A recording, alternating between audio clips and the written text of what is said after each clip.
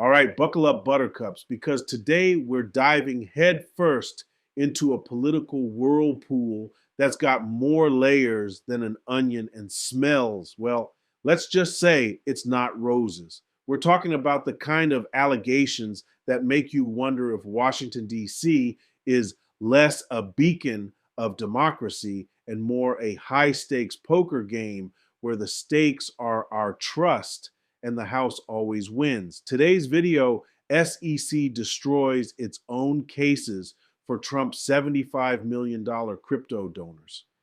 It promises to peel back some of those layers, showing us a side of political fundraising and influence peddling that's, well, let's just say it raises an eyebrow or two, or maybe both eyebrows and a few other appendages.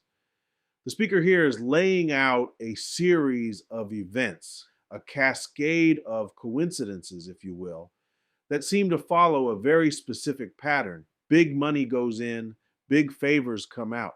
Now, I'm all for capitalism and the American dream, but when the line between legitimate business and what looks an awful lot like a quid pro quo gets blurry, we got to grab our magnifying glasses. Are these just happy accidents, or is there a more cynical explanation at play? We're going to hit pause on some key moments, dig into the nuances, and maybe even throw in a few laughs, because sometimes if you don't laugh, you'll cry. Let's get into it. From the very beginning, one thing has been abundantly clear about the Trump administration. They're open for business. But doesn't exactly seem like it's the kind of business that's ever really on the level. Trump's inaugural fund raised a record $239 million, and very shortly thereafter, we started seeing the people and groups that donated that money get their money's worth. I mean, one fossil fuel executive donated $4 million. That same day, he got nominated to be Trump's ambassador to the United Kingdom. Financial institutions like J.P. Morgan, Goldman Sachs, and Bank of America donated millions of dollars. And shortly thereafter, the Consumer Financial Protection Bureau ended a case against those same banks for not protecting consumers from fraud in the Zelle banking app. There you go. The SEC dropped an inquiry into the financial company Robinhood after it donated $2 million to Trump's inauguration. A very similar thing happened after a donation from the company Coinbase. Somehow, the Trump administration just happened to drop or pause cases against at least 17 of the corporations that funded his inauguration. Okay, hold on a minute. Just happened to drop or pause cases against at least 17 of the corporations that funded his inauguration. Now, I'm not saying it's impossible for lightning to strike 17 times in the same spot, but when that spot is always right next to a giant pile of cash, you got to start asking questions. This isn't just one or two instances that could be dismissed as random chance. This is a pattern, a very specific, very lucrative pattern. The speaker's point, well, carefully worded with no direct evidence, is essentially highlighting what looks like an uncanny series of fortunate events for donors. It's like going to a restaurant, tipping the chef $1,000, and then suddenly your steak is perfectly cooked, your table has the best view, and they've magically found that rare bottle of wine you mentioned. Could it be a coincidence? Sure, but your gut instinct is probably screaming there's no such thing as a free lunch, even if it feels like it. The problem here isn't necessarily that these companies donated. Political donations are a part of the system, for better or worse. The problem arises when those donations appear to directly precede or coincide with favorable regulatory actions. It creates an environment where the average citizen who can't drop millions on an inaugural fund feels like the system is rigged. It erodes trust in institutions, whether it's the SEC, the CFPB, or any other regulatory body meant to protect the public, not just the well-heeled. And let's be real, this isn't unique to any one administration.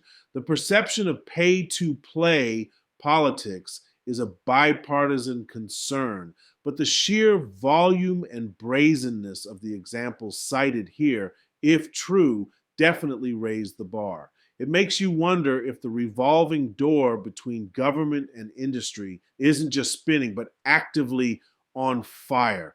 We need to be able to trust that our regulatory bodies are acting in the public interest, not in the interest of the highest bidder.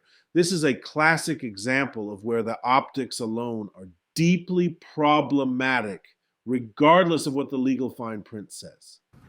Now, I should be clear that there's no direct evidence that any of these donations are linked to the actions that followed them.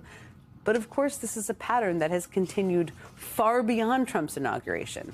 I mean, right after Trump won the election, crypto billionaire Justin Sun decided it would be a good idea to start investing tens of millions of dollars into the Trump family crypto business. At the time, Sun was in hot water with the SEC. The agency had charged him with fraud related to a large cryptocurrency manipulation scheme. But barely more than a month after Trump was sworn into office, after Sun had reportedly invested $75 million into the Trump family cryptocurrency company, the SEC paused its case against him. How about that? How about that indeed? The speaker's tone there is just dripping with sarcasm. And honestly, who can blame them? This isn't some vague allegation. It's a specific multi-million-dollar transaction followed by a regulatory pause. We're talking about Justin Sun, a crypto billionaire who was already in hot water with the SEC for alleged fraud. Then boom, $75 million into the Trump family crypto business, and suddenly the SEC hits the brakes on their case against him. Now, let's play devil's advocate for a second. Could the SEC's decision to pause the case be entirely unrelated to the investment? Is it possible that new evidence emerged or a procedural issue arose that genuinely warranted a pause? Technically, yes. Anything is possible. But in the real world, where cause and effect are often closely linked, this looks less like a coincidence and more like a carefully orchestrated sequence of events. It's like saying your car just happened to break down right after you bought a new one. I mean, sure, it could be unrelated, but you'd be forgiven for being a little suspicious. This example is particularly potent because it involves cryptocurrency, which is already a somewhat opaque and unregulated space, and it directly implicates the president's family business. It's not just a donation to an inaugural fund, it's an investment that could directly benefit the Trump family financially. That crosses a line from political influence into direct personal enrichment, which is a whole different ballgame. The perception alone is devastating. It tells anyone watching that if you have enough money, you can buy yourself a get out of jail free card, or at least a pause your prosecution card. It undermines the very idea of equal justice under the law. We're supposed to have a system where the rules apply to everyone, regardless of their wealth or connections. When stories like this surface, it makes you wonder if that's just a fairy tale we tell ourselves. We saw an incredibly similar thing happen with another case. Now, as much as all of this resembles a massive pay-to-play enterprise, the Trump administration, of course, denies that anyone has brought special treatment from the administration. But check this out. The New York Times looked at just the cryptocurrency cases the SEC has handled since Trump took office.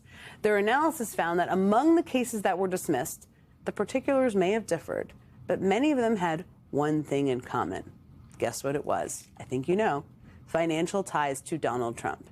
Now, even more concerning is that of the 9 cases that have not been dismissed by the SEC since Trump took office, there was another parallel. All of the remaining cases are cases with no ties to Trump.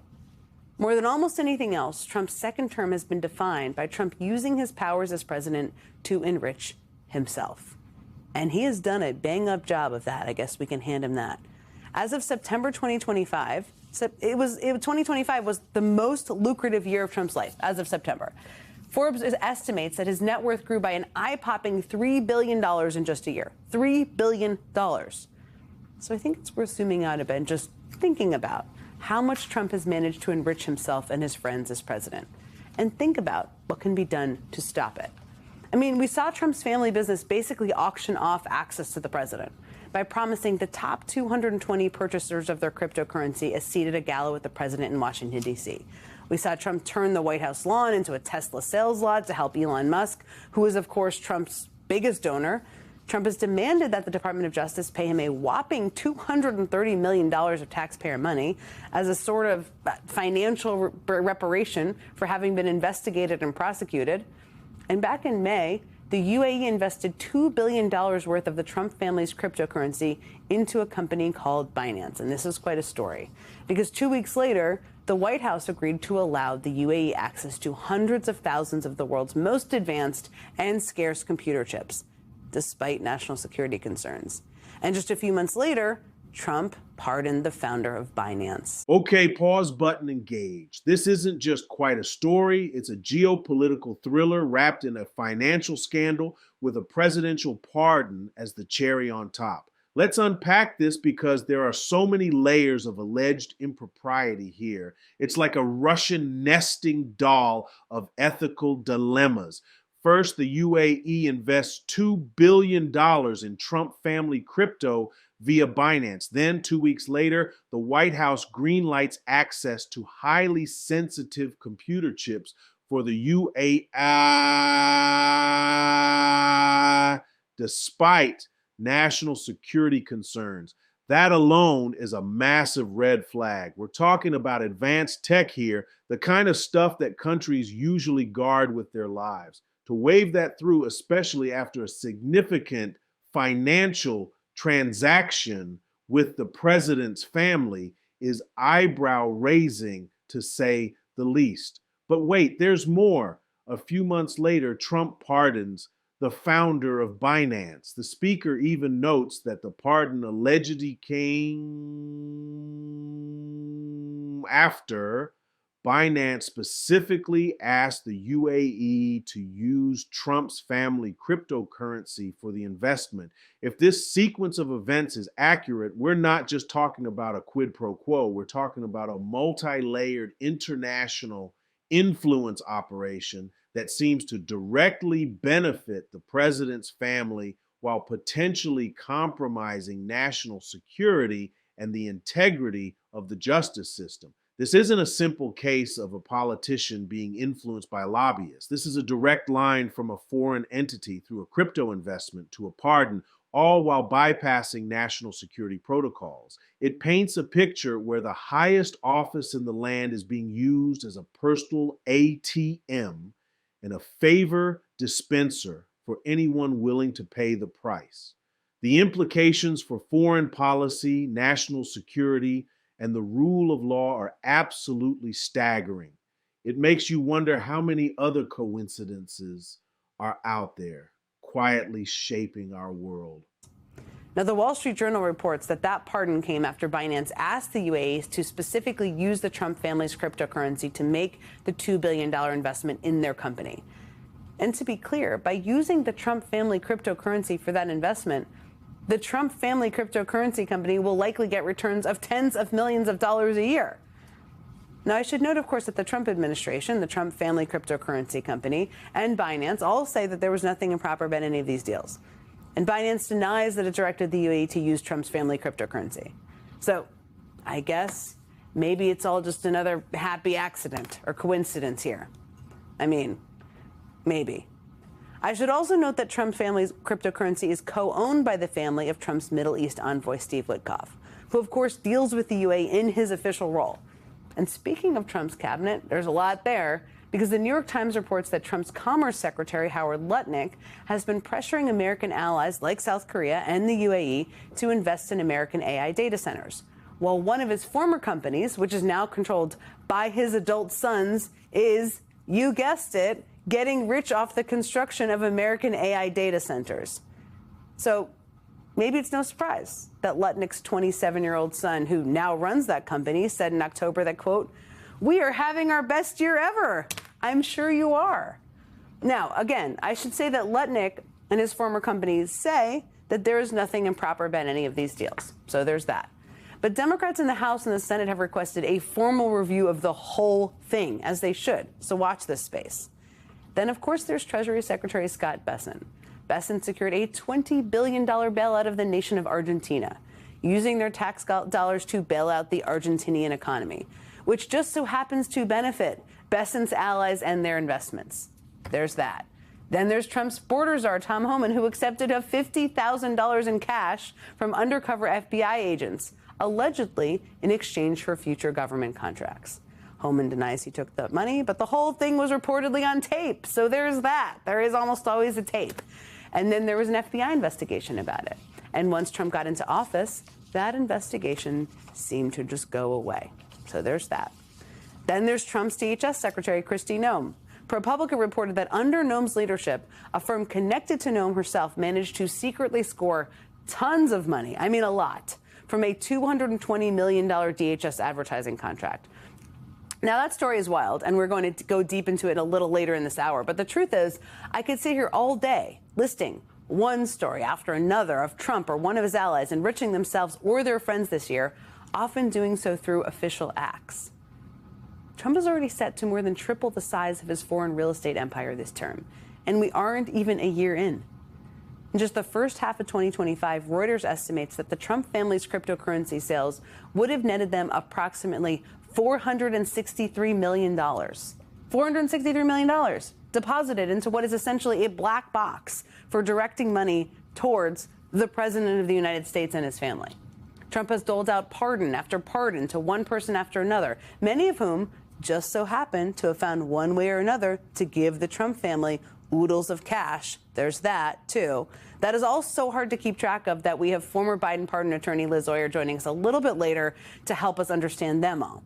Now, in one single gift, Trump managed to surpass the dollar amount for all foreign gifts given to all former presidents combined. A $400 million 747 jet from Qatar. We're going to get more into that a little later on this hour as well. We have a country as we've never experienced grift anywhere near this scale. This is grift that surpasses all grift combined ever in history. But as Trump has fired our nation's inspector generals and gutted the office at the Department of Justice that prosecutes public corruption and ousted the director of the Office of Government Ethics, how should we understand all of this? And what should we as a nation do about it all? That's a mic drop moment right there, isn't it? The speaker isn't just listing alleged acts of self-enrichment. They're connecting it to a systematic dismantling of the very guardrails designed to prevent such corruption, firing inspector generals, gutting public corruption offices, ousting ethics directors. These aren't just isolated incidents. They create a vacuum where accountability is severely diminished. It's like turning off all the security cameras and then wondering why things start going missing. When the watchdogs are muzzled or removed entirely, it sends a clear message. There will be no oversight. This isn't just about whether these specific allegations are true. It's about the environment being created where such allegations become plausible and difficult to investigate. It's the equivalent of a football team changing the rules mid-game so they can score touchdowns without anyone tackling them. It fundamentally undermines the fairness and integrity of the game. The question, how should we understand all of this and what should we as a nation do about it all, is critical. It forces us to confront whether we as a society are willing to accept a system where personal gain appears to supersede public service. If the mechanisms designed to prevent corruption are systematically weakened, then the public's trust in government, already fragile, will completely erode. This isn't just about one president or one party, it's about the foundational principles of governance. We need robust, independent oversight bodies to ensure that power is not abused. Without them, the line between public service and personal profit becomes so blurred it might as well not exist. This is a call to action for every citizen to pay attention, demand accountability, and protect the institutions that are supposed to protect us from exactly this kind of alleged behavior. Because if we don't, who will? And that, my friends, brings us to the end of a truly eye-opening and frankly jaw-dropping session.